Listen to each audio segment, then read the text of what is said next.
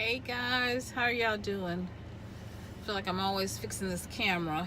Got my hair on top of my head because it's hot and we've been working in the house moving furniture, but I ran out to get something to eat at my favorite place, Longhorn, and the lights went out. Oh my gosh, the lights went out. The fire alarm went off and I couldn't pay because I was paying by a card. And yeah, so I had to wait until the lights came back on so I could pay. And it was just craziness. I don't know what tripped the switch on the lights. We were all sitting there, we heard this big old crash, and they dropped like a whole bunch of bowls and plates or whatever in the kitchen.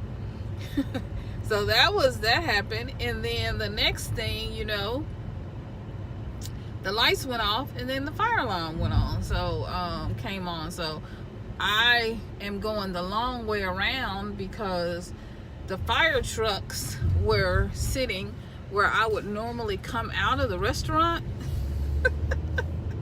So yeah, what's your most crazy experience that you've ever had when you went out to eat or went out somewhere that's like almost unnerving, but you were okay?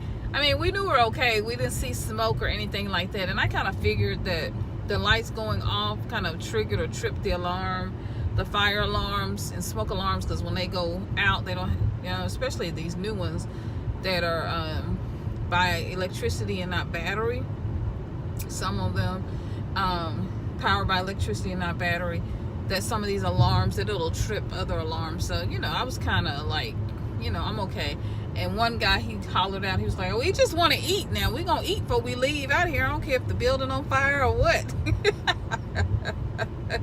I would have been gone. Had I seen smoke, your girl would have been gone. Food and all. So, that's what happened.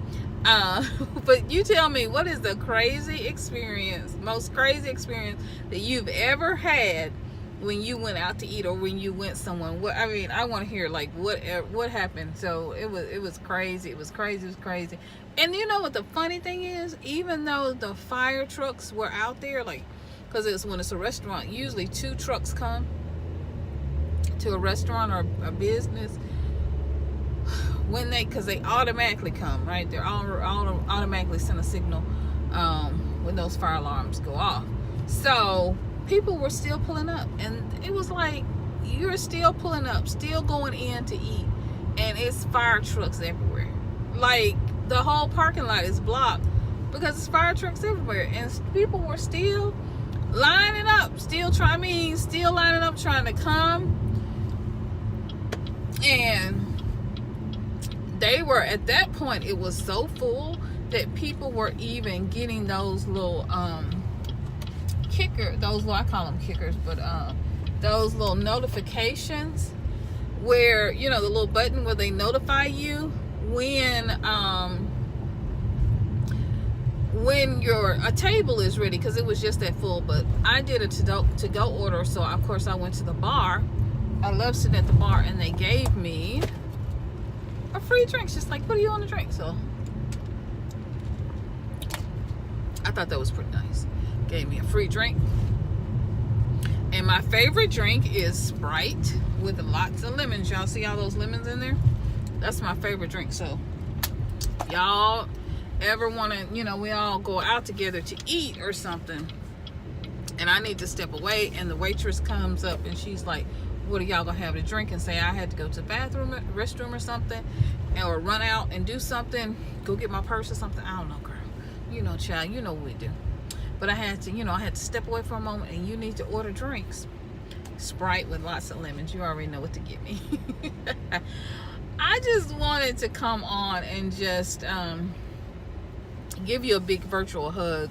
For those of us who are survivors of sexual abuse or sexual harassment, rape, ignorance, foolishness, that can often happen to women, sadly, in this culture, whether it was in your childhood, as a teenager, in college, or in your adult life.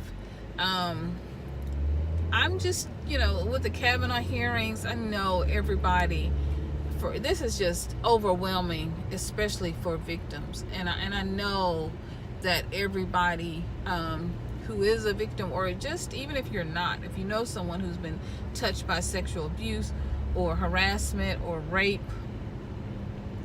then it can be a very trying and traumatic time, because as Christine Blasey Ford is recalling, her traumatic events, often victims, it sends them into a dark place, or just a place where they're recalling or remembering those sad traumatic events that happened to them. And so I want you to just do what I'm doing, which is a lot of self-care. I was up all night on Facebook, talking back and forth, and I had some people that was, trying to go off on you, girl, but they don't really work, because who gonna check me, boo? No, we gonna cast the demon's block and move on, because I don't play that. You can't psychoanalyze and analyze me on some foolishness, when I know for sure that there are women who have been sexually abused and who definitely have a story. And I don't believe that a woman who has been abused or harassed or raped would say, well, I want an investigation. Why would she? I mean, that doesn't make sense to me. So I stand with Christine, Dr. Christine.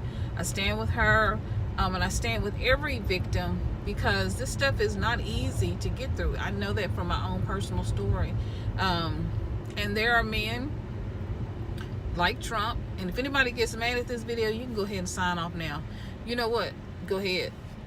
You can go ahead and, sign off right now, because this ain't the one. This may not be the one you want. But, and that's okay to have disagreeing opinions. But my job is to really care about victims, and to really say that I stand with you, and I care about you and how you feel. And so take care of yourself. Friday's a big day, because the hearings are coming forth.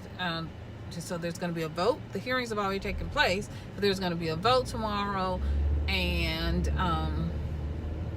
you already have a president tweeting. He was just here in Mississippi, 15-20 minutes away from my house, and he was, of course I'm in Tennessee, but he was tweeting against Dr. Ford, very disparaging and just rude remarks. And I just thought that was too much. It's just too much.